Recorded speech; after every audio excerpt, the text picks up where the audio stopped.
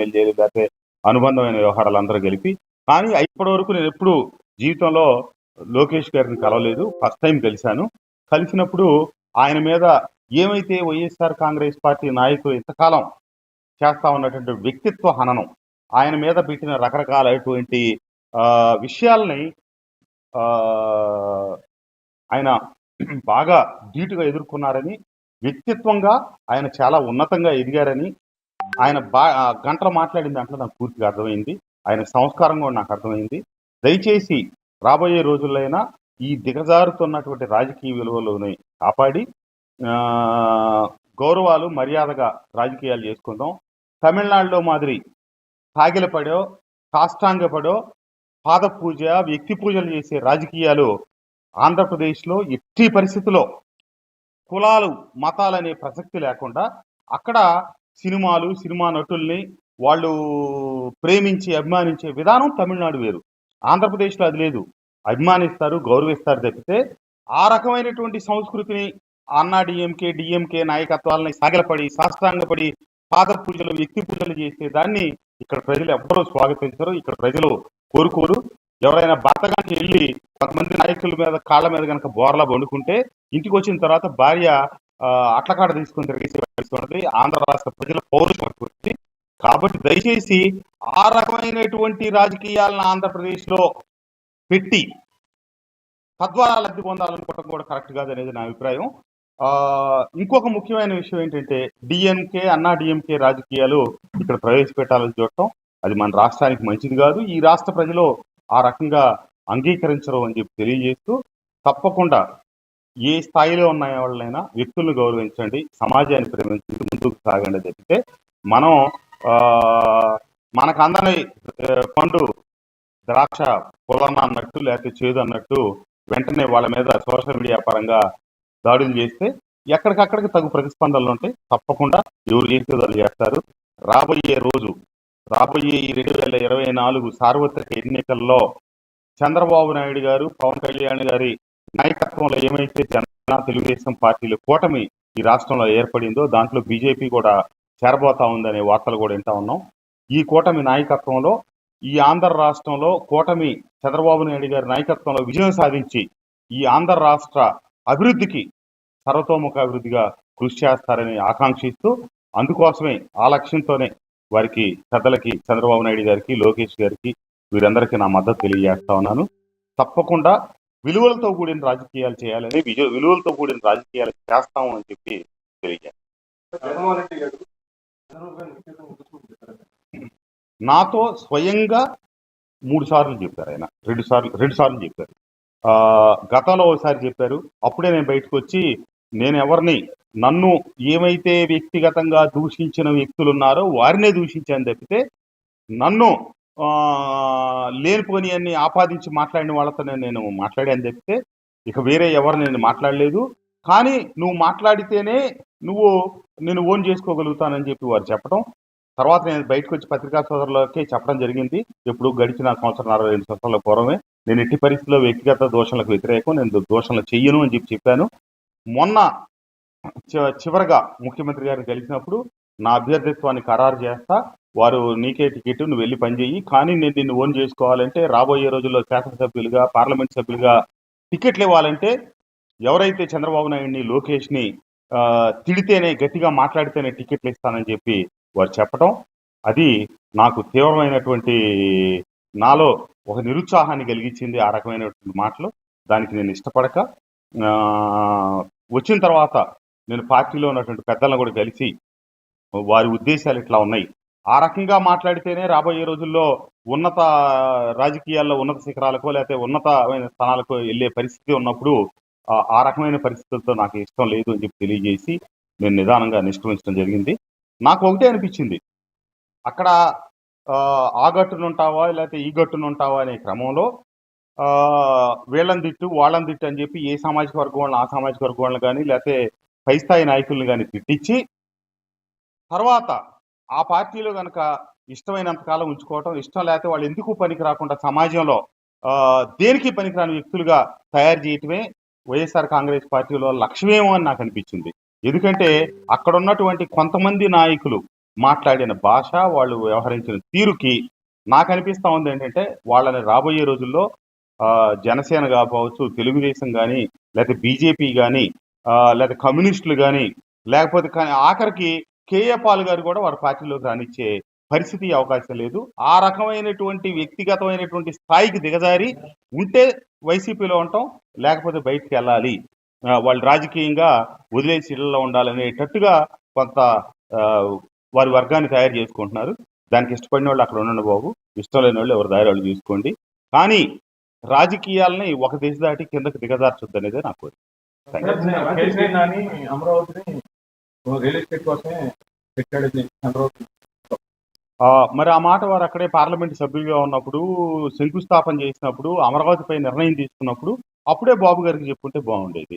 ఎందుకంటే నేను వైఎస్ఆర్ కాంగ్రెస్ పార్టీలో ఉంటా, ముఖ్యమంత్రి గారిని పార్టీలో చేరే ముందుగానే నేను అమరావతి మీద మీ నిర్ణయం ఏంటన్నా అని చెప్పి అడగటం, వారుండి స్పష్టంగా నేను ఇల్లు కట్టుకుంటున్నాను, ఆఫీస్ కట్టుకుంటున్నాను, అమరావతిని యాక్సెప్ట్ చేశాను కాబట్టి నేను అక్కడ ఉంటున్నాను, నన్ను అంటున్న ప్రతిపక్ష నాయకుడికి అంటే ఆ రోజున ముఖ్యమంత్రి గారికి చంద్రబాబు నాయుడు గారికి ఇల్లు లేదు, ఆఫీస్ లేదని చెప్పి నాకు చెప్పారు.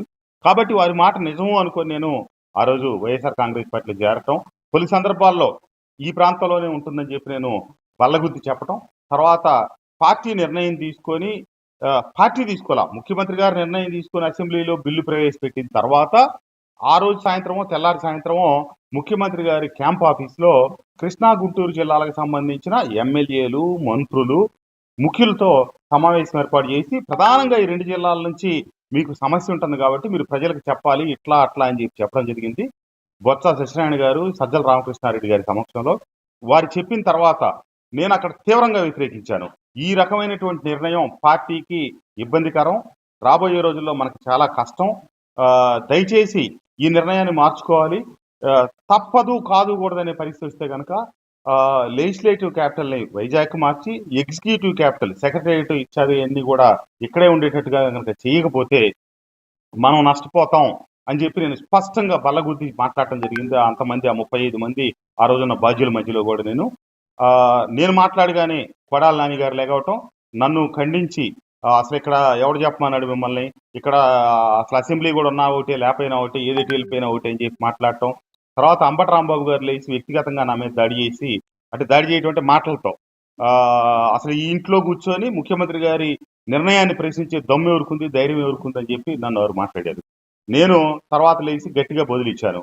నా అభిప్రాయం నేను చెప్తున్నా, మీ అభిప్రాయం ఏమైనా ఉంటే మీరు చెప్పుకుంటూ తెప్పితే నా అభిప్రాయాలు మీరు ఖండించాల్సిన అవసరం లేదని చెప్పా. తర్వాత మల్లాది విష్ణు గారు నా తర్వాత మాట్లాడి కృష్ణప్రసాద్ గారి అభిప్రాయాలతో నేను ఏకీపిస్తున్నాను అని చెప్పి చెప్పడం, ఆ తర్వాత యార్లగడ్డ వెంకట్రావు గారు ఇప్పుడు గంట సేపు నుంచి జరుగుతున్న ఈ వాద సంవాదంలో మీరు ఒక్కళ్ళే మాడుతున్నారు కృష్ణప్రసాద్ గారు, ఎందుకు మీకు ఇబ్బంది జరుగుతుంది అంటే, ఇప్పుడు చెప్పాల్సిన వాదనలు చెప్పారంటే చెప్పలే అని చెప్పి ఆ తర్వాత ఆగటం, ఆ తర్వాత నన్ను మా వాళ్ళు సన్నిహితులు కొంతమంది మనం అనుకున్న దాని ప్రకారం రాజీనామా చేద్దామని చెప్పి మాట్లాడటం జరిగింది.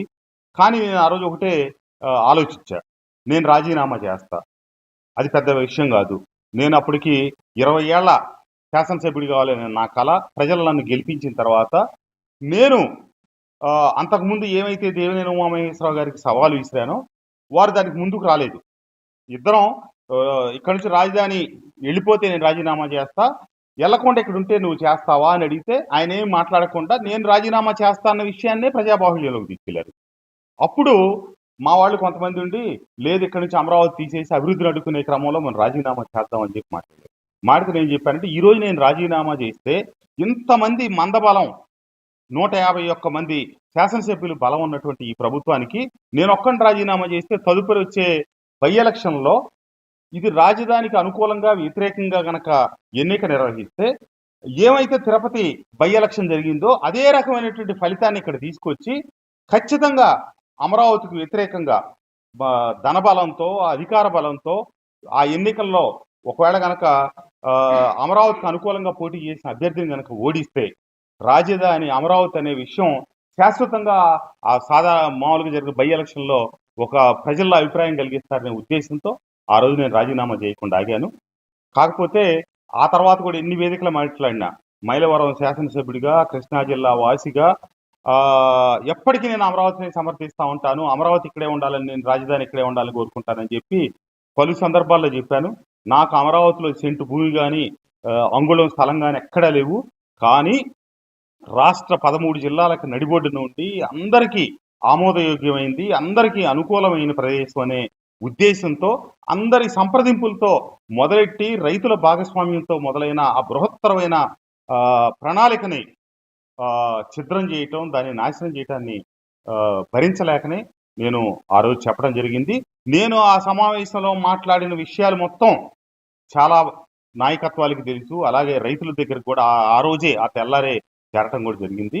కాకపోతే రాజీనామా ఒక్కటి నేను చేయలేదు.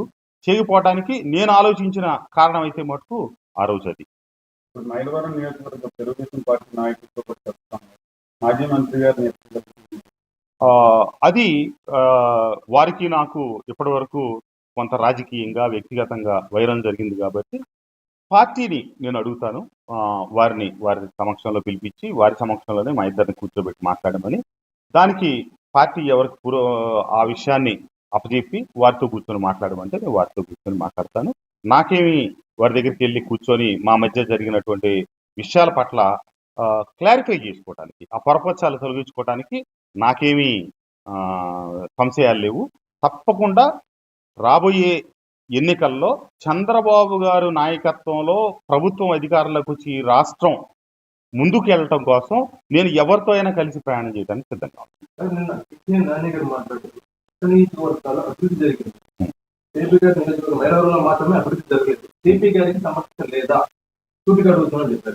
చుట్టుపక్కల నియోజకవర్గాల్లో అభివృద్ధి జరిగి ఒక్క మైలవరంలో అభివృద్ధి జరగలేదంటే జగ్గయ్యపేటలో లిఫ్ట్ ఇరిగేషన్ ప్రాజెక్టు 350 కోట్లతో నా పెళ్లి రోజు శాంక్షన్ చేస్తున్నానని చెప్పింది.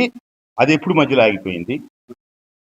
జగ్గయ్యపేట నియోజకవర్గంలో ఎన్ని కోట్ల రూపాయలతో అభివృద్ధి కార్యక్రమాలు జరిగినాయి, నందిగామ నియోజకవర్గంలో ఏం జరిగినాయి, తిరువూరులో ఏం జరిగినాయి, మైలవరంలో ఏమి జరిగింది?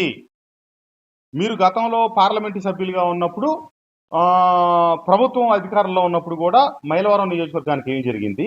నేను నా నియోజకవర్గాన్ని అభివృద్ధి చేసుకోవటానికి నాకు సమర్థత ఉందా లేదా అనే విషయం కేశినేని నాని గారికి బాగా తెలుసు. నేను అధికార పక్షంలో ఉన్నప్పటికీ, వారి ప్రతిపక్ష పార్లమెంటు సభ్యులైనప్పటికీ వారిని మొట్టమొదటిసారి ఫోన్ చేసి నా నియోజకవర్గ అభివృద్ధికి డబ్బులు ఇవ్వండి సార్ అని చెప్పి నేనే అడిగా. అడగగానే నాకు 50 లక్షలు డబ్బులు ఇచ్చారు. తర్వాత మళ్ళీ 2 విడతల్లో ఇంకో 1 కోటి రూపాయలు ఇచ్చారు. కాబట్టి దొరికిన ప్రతి రూపాయి నేను తీసుకొచ్చే సమర్థత శక్తి ఉందా లేదా అనే విషయం నా పక్క నియోజకవర్గాలు, ఎందుకంటే నేను నా హయాంలో ఎంత అభివృద్ధి చేశాను, నా పక్క నియోజకవర్గాలు, జిల్లాలో ఉన్నటువంటి మిగతా నియోజకవర్గాలు ఏం జరిగాయి అనే విషయం స్పష్టంగా గణాంకాలతో సహా ముందు పెడతాను. ఈ విషయంలో ఒకవేళ పక్క నియోజకవర్గాలు సర్వతోముఖాభివృద్ధి చెంది అన్ని రకాలుగా రాష్ట్రంలో ఒక్క మైలవరం నియోజకవర్గమే కనుక నా అసమర్థత వల్ల వెనకబడిందని చెప్పి కేశినేని నాని గారు భావిస్తే చర్చకు సిద్ధం. దానికి సంబంధించిన వాస్తవాలు తెలియజేయడానికి కూడా నేను సిద్ధంగా ఉన్నాను. ఈ రాష్ట్రంలో జగన్మోహన్ రెడ్డి గారు నెలకొల్పినటువంటి బటన్ వ్యవస్థ, వాలంటీర్ వ్యవస్థ, దాని ద్వారా జరిగిన ఈ ఇందాక నేను చెప్పిన చాక్లెట్లు బిస్కెట్లు పంపిణీ కార్యక్రమం తప్పితే అభివృద్ధి విషయంలో ఏ రోజు కూర్చోబెట్టి నేను శాసనసభ్యుడైన తొలి రోజు నుంచి 4 సందర్భాల్లో ముఖ్యమంత్రి గారికి నేను ఇచ్చిన వినతి పత్రాలు మైలవరం నియోజకవర్గంలో ఉన్నటువంటి 12 పెద్ద చెరువులన్నింటినీ కూడా రిజర్వాయర్ల కింద మార్చడం, చింతలపూడి ఎత్తిపోతల పథకాన్ని పూర్తి చేయటం, నాగులూరు టు తోలుకోడికి సంబంధించిన బ్రిడ్జి అడగటం, మన ముత్యాలంపాడు దగ్గర పడిపోయినటువంటి వంతెన నిర్మాణం అడగటం, జీకొండూరు నుంచి గంగినేని వరకు ఉన్న రోడ్డు అడగటం, కందులపాడు నుంచి మధుర పర్వ దాకా కొత్త రహదారి విస్తరణతో కూడి నిర్మించడం, ఇవన్నీ నేను వినతి పత్రాలు ఇచ్చాను, విజ్ఞాపన పత్రాలు ఇచ్చాను. వాటన్నిటికీ సంబంధించి నా దగ్గర ముఖ్యమంత్రి కార్యాలయం నుంచి ప్రిపేర్ అయ్యి వచ్చిన నోట్లన్నీ కూడా ఉన్నాయి. ఆ వివరాలన్నీ కూడా నేను ఇస్తాను. నేను కొండపల్లిలో కాంట్రాక్టర్ను పట్టుకొని నేను శాసనసభ్యుడైన 4 మాసాలకు 5 మాసాలకు లిఫ్ట్ ఇరిగేషన్లన్నీ రాష్ట్రంలో మూలబడిపోతే, తారకరామ ఎత్తిపోతల పథకం కూడా ఆగిపోతే, దానివల్ల జీకొండూరు మండలంలో రైతాంగానికి చాలా ముఖ్యమైనది అయితే 75 లక్షల రూపాయలు పెట్టి నేను ప్రైవేటు